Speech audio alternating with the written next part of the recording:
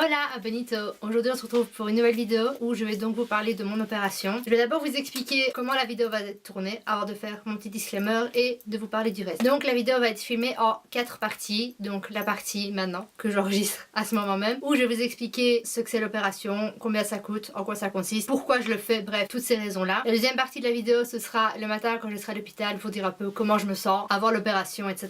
La troisième partie ce sera après, je ne sais pas si j'enregistrerai le soir même de l'opération ou le lendemain pour vous dire voilà après l'opération comment je me sens, si j'ai mal sur une échelle de 1 à 10 les douleurs, si ça s'est bien passé, vous expliquer tout ça. Et puis la quatrième partie qui sera quelques semaines après l'opération pour vous dire voilà après quelques semaines comment je me sens, comment ça a été ou autre. Petit disclaimer, je n'incite personne, mais personne à faire de la chirurgie esthétique. La chirurgie esthétique ça doit être un choix que vous faites vous-même, pour vous, pour vos raisons personnelles, pas pour les autres, et ce n'est pas parce que je fais ce choix que vous devez le faire aussi. Je fais la vidéo parce que j'avais demandé sur Facebook si quelqu'un voulait que je fasse une vidéo pour expliquer mon opération, puisque j'avais parlé de ça, j'avais mis sur les réseaux sociaux que je me ferais opérer ou autre. Les gens demandaient pourquoi. Certains ont dit, enfin les personnes qui regardent ma chaîne généralement ont dit que oui ça les intéresserait d'avoir une vidéo où je parle de ça. Mon opération consiste en quoi? Donc c'est une abdominoplastie suivie d'une liposuction. Donc techniquement on va me liposucer les cuisses, les hanches et le ventre, le bas du ventre surtout, et on va m'ouvrir. Voilà, enlever tout le gras, tout le truc, retordre la peau, etc. Et refermer le voilà, petit pack à cadeau très joli. Donc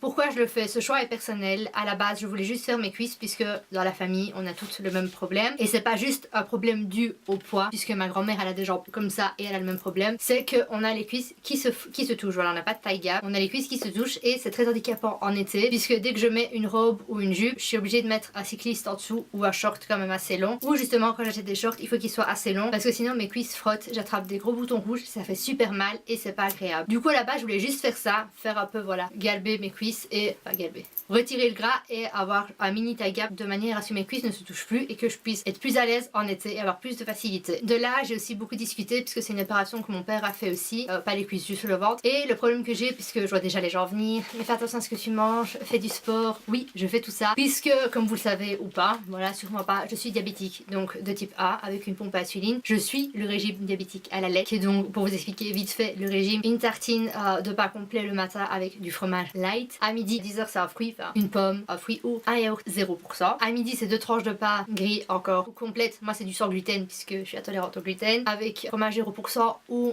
du filet de poulet accompagné d'une salade ou d'une soupe, ça dépend des saisons. À 16h encore une pomme puisque voilà je peux pas manger énormément de fruits à cause de mon diabète, banane etc, c'est avant le sport généralement mais sinon pas du tout. Donc pomme, voyez au 0% encore. Et au souper c'est beaucoup de légumes, surtout des légumes verts et du poulet, mais pas le poulet en entier bien sûr, le blanc du poulet sans peau, sans rien du tout, cuit à la vapeur. Donc voilà, je suis ce régime là le plus possible. Maintenant je dis pas que je fais jamais d'excès, on est ici le vendredi soir, on regarde la télé, on n'a pas envie de cuisiner, bah oui on va se faire livrer une pizza ou quelque chose, mais je suis pas dans l'excès tous les jours pour expliquer ce point là. Et le sport, je vais à la salle de sport minimum 2 heures tous les jours, donc je le fais pour moi puisque voilà je ne me sens pas à l'aise dans mon corps, je me sens très mal dans mon corps, c'est vraiment, mon corps me dégoûte, voilà je me regarde dans le miroir et ça me dégoûte. À chaque fois c'est le même problème, si on fait des photos pour mon blog ou autre, il y a très peu de photos que je garde parce qu'il y a toujours quelque chose, voilà, on voit brûler par-ci, il y a quelque chose par là, ça me dégoûte, c'est toujours le même problème. Et j'ai donc pris cette décision. Mon père a fait l'opération, il m'a dit écoute ça ne fait pas mal, ça a été, je me suis dit c'est bon. J'ai pris rendez-vous avec le même chirurgien que lui, j'étais au premier rendez-vous, il m'a expliqué etc, il m'a dit on se donne un deuxième rendez-vous pour fixer une date et j'ai dit ah non c'est sûr et certain, je veux le faire, c'est décidé, je suis prête mentalement parce que voilà une opération de chirurgie esthétique, faut vous dire qu'il faut être prêt mentalement à le faire, avoir les bonnes raisons, mais il faut surtout en discuter avec vos proches et avec un médecin aussi parce que voilà moi à l'âge que j'ai discuté avec le médecin pour voir si ça valait la peine de le faire. Il m'a dit oui étant donné que j'étais prête. On a eu 2 rendez-vous où à chaque fois voilà il a pris des photos du corps pour que je puisse voir l'avant après, pris ses petites notes, on a fixé la date, tout ça a été fait assez rapidement. Mais voilà j'en ai discuté avec tout le monde voir si ça valait la peine, mais c'était un choix personnel à la base que je fais pour moi puisque jamais personne ne m'a dit que j'étais grosse ou jamais personne n'a jugé mon physique, c'est moi qui me sens mal dedans. Voilà, c'est tout à fait personnel. Je ne fais pas ça pour les gens, je le fais pour moi, pour pouvoir me regarder dans le miroir et me sentir bien, me regarder dans le miroir et me dire ah bah je suis pas si moche en fin de compte. Et je dis pas que je suis bonne, j'en reviendrai pas à là, mais voilà, me regarder dans le miroir et me sentir bien, m'habiller et me sentir bien, aller dans un magasin, essayer des vêtements et me sentir bien quand je me regarde avec les vêtements et pas à chaque fois avoir un problème puisque j'ai trop de ventre ou trop de cuisses ou peu importe, c'est quelque chose que j'ai envie de faire. Donc l'opération coûte pour le tout 3740 € ou 3750 à peu près, bref voilà c'est quand même un prix. Il y a des risques, voilà, quand on va voir le chirurgien, il vous montre les papiers, vous lisez tous les trucs à faire attention pour voilà, pour les phlébites ou autres, dire que qu'il faut au minimum 1 an pour voir le résultat final. Et ça, mon papa me l'avait dit aussi, parce que le corps va continuer, voilà, à bouger, à dégonfler, etc. pendant 1 an. Donc il faut vraiment ça pour voir le résultat fini. Et comme ils disent, voilà, la chirurgie c'est pas une science exacte, donc il est fort probable que 6 mois ou 1 an après l'opération, on ait besoin de retoucher peut-être les hanches ou par-ci par-là, retirer encore un peu. Tout est possible, mais voilà, c'est mon choix, c'est ma décision. Je sais qu'il y a des gens qui vont le juger en disant bah c'est con de faire ça, fais plus de sport, trouve-toi un autre boulot, bouge. Mais oui, mais voilà, moi c'est quelque chose que j'ai envie de faire.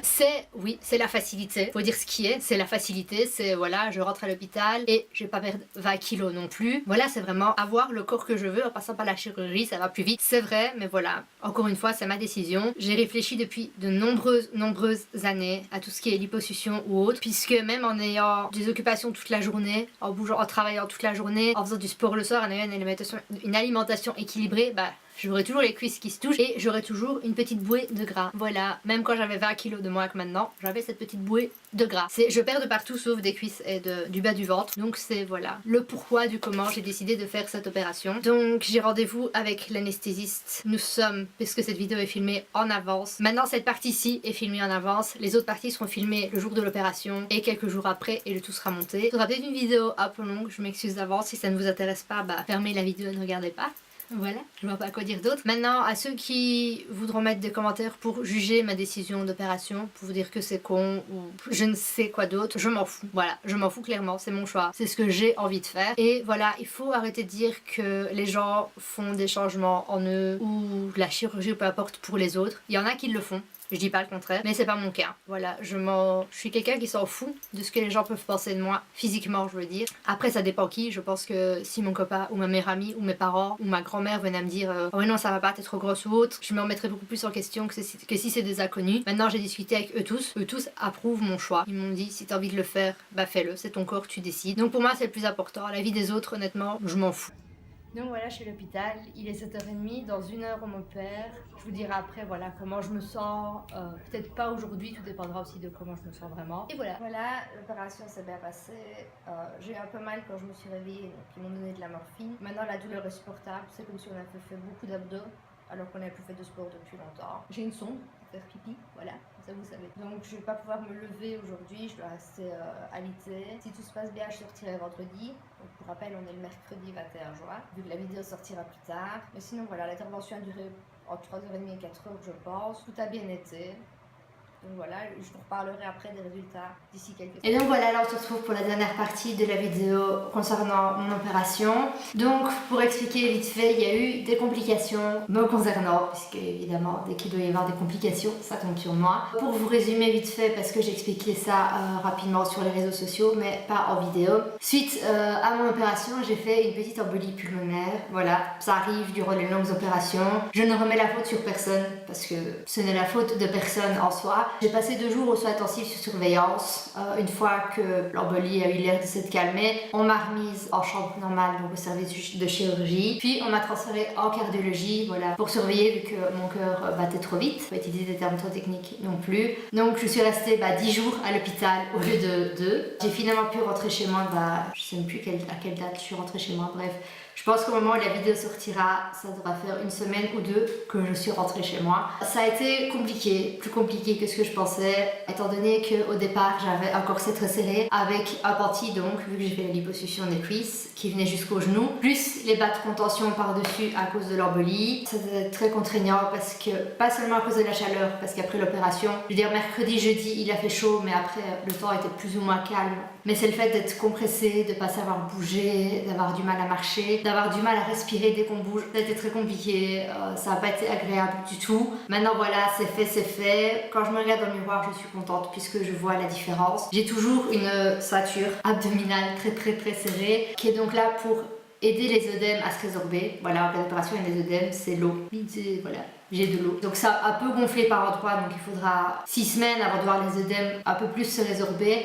Et il faut entre 6 mois et 1 an, voilà, pour voir le résultat définitif de l'opération. Pour être honnête avec vous, je ne regrette pas d'avoir fait l'opération, mais si demain je me réveillais et que mon bourrelet était de nouveau là, je ne le ferai plus. Voilà, ça a été bien fait, mais vu tout ce qui s'en est suivi, l'embolie, la difficulté à marcher, puisque voilà, quand même, faut savoir que quand on est au soin intensif, on nous lave, on change le lit avec nous dedans, tu dois pisser dans la panne puisque on ne te laisse pas te lever pour aller aux toilettes. Et encore maintenant, voilà, je prends ma douche, je suis obligée d'avoir un tabouret pour être assise dans ma douche puisque je ne sais pas rester debout très longtemps, faire des grands mouvements avec mes bras puisque tout tire au niveau de la cicatrice. Dormir, ça va mieux, voilà, je sais dormir sur les côtés, mais je ne sais pas dormir totalement à plat sur le dos puisque ça tire sur la cicatrice. C'est voilà des complications qui viennent, qui me sont arrivées. Je ne sais pas combien d'années d'expérience mon chirurgien a derrière lui, mais c'est la première fois que ça lui arrivait. Il a discuté avec des collègues qui n'ont jamais eu le cas non plus. Sinon en soi, ça a quand même été niveau douleur, c'est pas insupportable. Les premiers jours ça tire un peu, mais mal, ça fait pas mal. J'ai plus eu mal aux cuisses au niveau de la liposuction que de l'abdominoplastie. En ce qui concerne ce qui a été retiré, c'est une histoire de 2 kg et 3 litres, quelque chose comme ça, ou 3 kg et 2 litres, je sais plus exactement. Je sais pas que c'est 3 et 2, mais voilà. Je vois pas encore de différence au niveau de mon poids, étant donné qu'il y a les œdèmes, donc je suis toujours gonflée, mais voilà, au niveau du ventre, quand je retire la ceinture abdominale, forcément, j'ai plus de bourrelet, donc je vois la différence. Sinon, oui, c'est juste le fait de l'embolie qui a fait que j'ai dû rester plus longtemps et qui a été plus contraignant pour moi. Maintenant voilà, je suis chez moi, il faudra voir après les résultats de l'embolie puisque d'ici décembre, je suis sous traitement pendant 6 mois, donc traitement anticoagulant. Et d'ici décembre, donc d'ici 6 mois, je devrais aller voir un spécialiste du sang pour faire des analyses pour voir si je suis sujette à faire des embolies ou si c'était juste à cause de l'opération.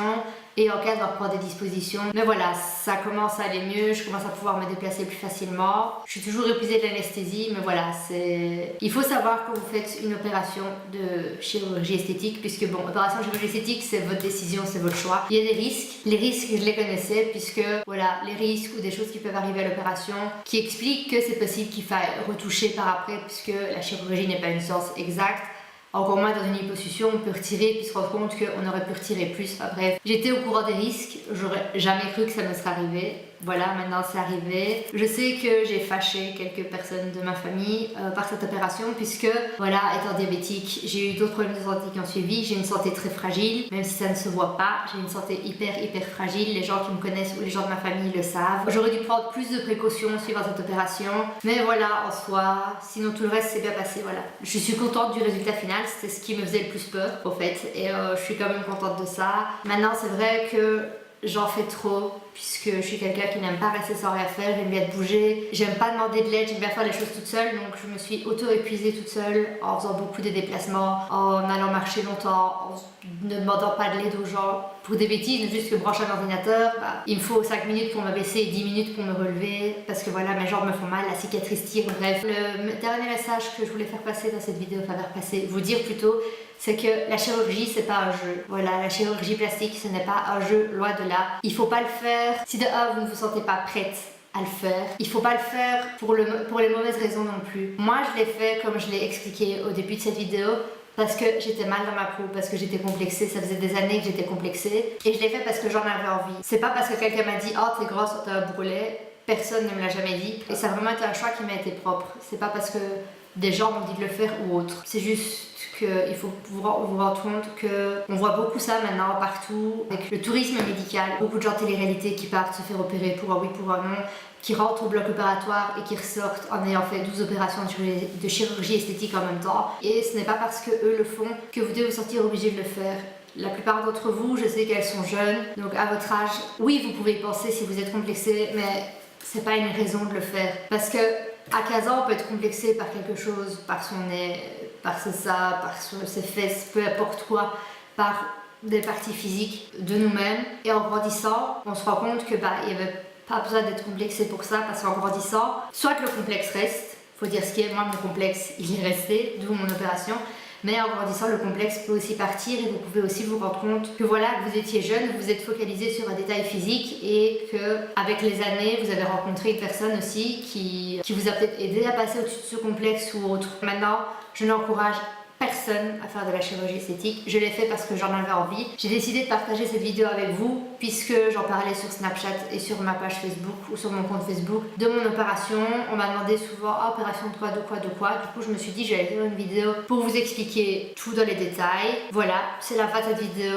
J'espère que ça vous a assez informé. Voilà. je vais clôturer cette vidéo comme ça en vous disant que personne n'est parfait physiquement, on a tous nos défauts, on les aime ou on les aime pas. Après, ce qu'on décide d'en faire, c'est notre choix personnel. Ce n'est pas aux autres de juger ce qu'on fait. Voilà, si vous décidez de passer par la chirurgie ou non, c'est votre choix, ça vous est propre, ça ne regarde personne. Vous pouvez en parler, mais personne n'a le droit de vous juger sur ça. Et voilà, c'est un peu le mot de la fin, on est tous comme on est, personne n'est parfait.